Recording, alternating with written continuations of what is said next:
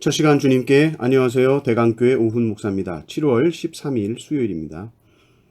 하나님 우리에게 주시는 말씀은 잠언 6장 1절에서 19절까지 말씀을 보겠습니다.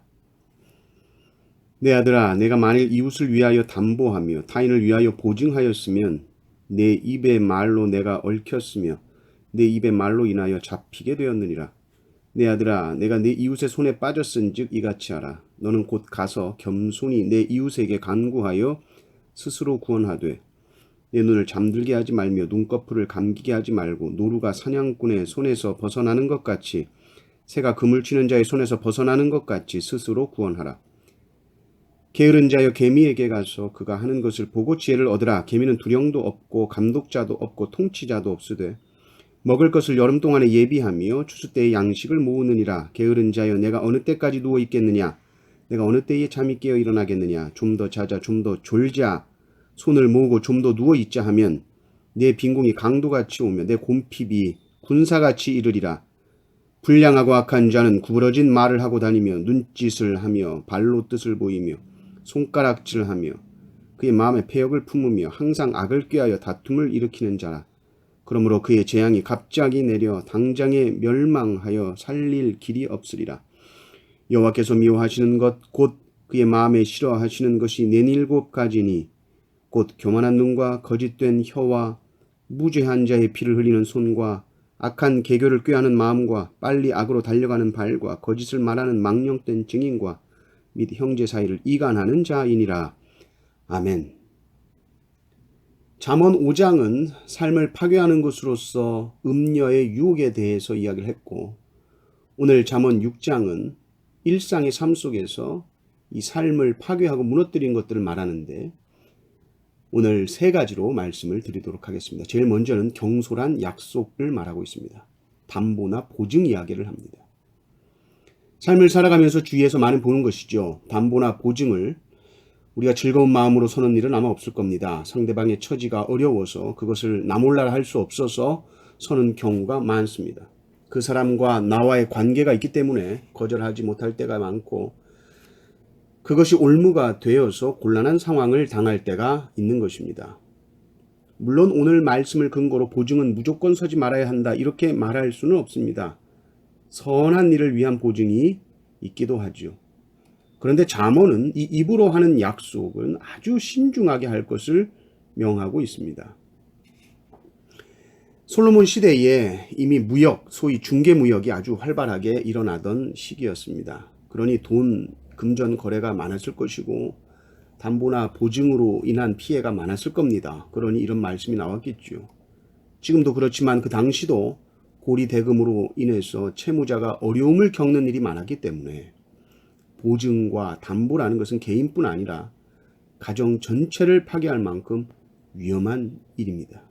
성경은 이것을 어떻게 표현하고 있느냐? 네가 지금 네 이웃의 손에 빠졌다. 새가 그물 치는 자의 손에 걸렸다. 이런 식으로 표현합니다. 그래서 너는 거기서 구원받아야 된다. 네 스스로 구원해야 되는데 이웃을 찾아가라. 정신 차리고 잘 말해라. 보증, 담보한 거 취소하라는 거예요.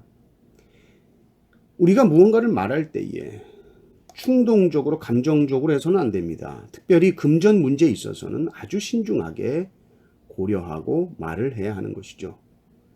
경솔한 약속을 엄히 경계하고 있습니다.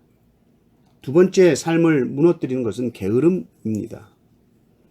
6절에 보면 개미를 비유로 들면서 경고하고 있습니다. 게으름이라는 것은 단순히 행동이 굼뜨거나 늦거나 이런 것이 아니라 게으름은 삶에 목표가 없는 것이 게으름입니다. 목표가 없으면 시간을 낭비하게 됩니다. 하나님께서 하루 24시간 매일매일 내 통장에 입금시켜 주시는데 나는 그것을 신중하게 쓰지 않고 허랑방탕 낭비하며 쓰는 것이 바로 게으름입니다. 개미를 봐라. 뭘 해야 되는지 안다. 여름 동안에 뭘 해야 되는지 안다. 겨울을 대비해 양식을 모으는 거죠. 그런데 이런 목표가 없으면 뭘 어떻게 해야 하는지, 뭘 지금 해야 되는지 모르면 그냥 자는 거예요. 좀 더 자도 되는 것 같고 좀 더 누워 있어도 뭐 아무런 내 삶에 문제가 없는 것 같아요. 뭘 해야 될지 모르니까. 그러면 결국 어떻게 되느냐? 빈궁과 곰핍이 오게 되는데 이것은 서서히 오는 것이 아니라 강도같이 어느새 갑자기 들이닥친다. 군사같이 온다. 군대가 들이닥칠 때 여러분 어떡합니까? 막 문을 부수고 들어오는 거예요. 빈궁이 그렇게 온다. 정신 차려라. 게으르면 가난하다. 열심히 하면 돈 번다. 이건 자연의 이치입니다. 여기 잠이라는 게 나와 있잖아요. 게으름 하면서 제일 먼저 말한 게 잠인데 부지런하다라는 것은 다른 거 없습니다. 잠을 줄이는 거예요. 잠을 줄이는 것 말고 부지런할 수 있는 방법이 없습니다. 성경 읽을 시간이 없어요. 기도할 시간이 없어요. 아침부터 제가 얼마나 바쁜데요. 너무너무 바빠요. 그런 방법은 하나입니다. 30분 일찍 깨는 겁니다. 기도하고 말씀 보고 하루 시작하는 겁니다. 게으름이라는 것은 목표가 없는 것이에요. 목표가 없는 사람은 늘 피곤하고 잠에 빠져 있습니다. 그러면 그 결과 빈궁과 곰핍이 문을 부수고 들어닥친다. 이것이 잠언의 경고입니다. 세 번째 삶을 파괴하고 무너뜨리는 것은 이 하나님 미워하시는 것을 하는 겁니다. 그러니까 이건 아주 지금 포괄적으로 얘기하는 거죠. 삶의 파괴라는 것이 다른 게 아니다. 너의 일상의 삶이 무너지는 것은 하나님과의 관계가 무너지는 것이 삶이 무너지는 겁니다. 하나님과 충만하면 삶도 충만하고 하나님이 미워하신 일 분별하지 못하고 무뎌져 있으면 그렇게 살아가면 삶이 무너진다는 거예요. 하나님이 순간순간 말씀하시는 그 말씀에 끼어 있어서 그렇게 살면 삶이 든든하게 세워진다는 거예요. 근데 하나님 미워하시는 것이 뭐냐? 7가지가 나오는데 교만한 눈, 거짓된 혀, 무지한 자의 피를 흘리는 손, 악한 괴결을 꾀하는 마음, 빨리 악으로 달려가는 발, 거짓을 말하는 망령된 증인, 형제 사이를 이간하는 자, 이렇게 나오는데요. 물론 이 7가지만은 아니겠죠. 그리고 우리가 이것을 들으면서 생소한 것도 아니고 이 7가지를 우리가 들으면서 이건 하나님이 미워하지 않는다고 부인할 사람도 없을 겁니다. 다 알고 있습니다. 우리가 이 항목을 다 외우고 있지 않다고 해도 하나님 미워하시는 일을 하지 않는다 하면 이런 일을 안 할 거예요. 우리는 하나님 미워하시는 일 알아요.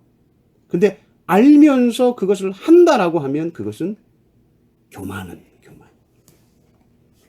교만은 모든 죄의 어머니입니다. 교만은 내 눈에 하나님이 보이지 않는 것으로 시작되는 죄입니다. 하나님이 내 눈앞에 보이면 내 앞에 하나님이 보여서 그 앞에 무릎 꿇게 되면 하나님 미워하시는 일 감히 하지 못합니다. 하나님 기뻐하시는 일을 하게 되는 것입니다. 오늘 말씀을 정리하겠습니다. 첫째, 우리의 입술로 경솔한 약속 금하십시오. 두 번째, 게으르지 마시고 하나님 나에게 주신 삶의 목표와 사명을 붙들고 부지런히 사시길 바랍니다. 셋째는 하나님 앞에서 행동하시기를 바랍니다. 지혜롭게 하나님 주신 세상을 힘있게 살아가시는 성도님들 되시기를 주님의 이름으로 축원합니다. 아멘. 하나님 아버지 감사합니다. 우리의 입술을 붙들어 주셔서 경솔한 약속하지 않게 하시고 신중하게 하시고 하나님 주신 사명 붙들고 게으르지 아니하며 표대를 향해 달려가는 우리의 삶 되게 하여 주시오며 하나님이 미워하시는 일 하나님 앞에서 감히 하지 못하고 하나님이 기뻐하시는 일을 향해 최선을 다해 사는 우리의 삶이 되게 하여 주시옵소서. 우리 구주 예수 그리스도의 이름으로 기도드리옵나이다. 아멘.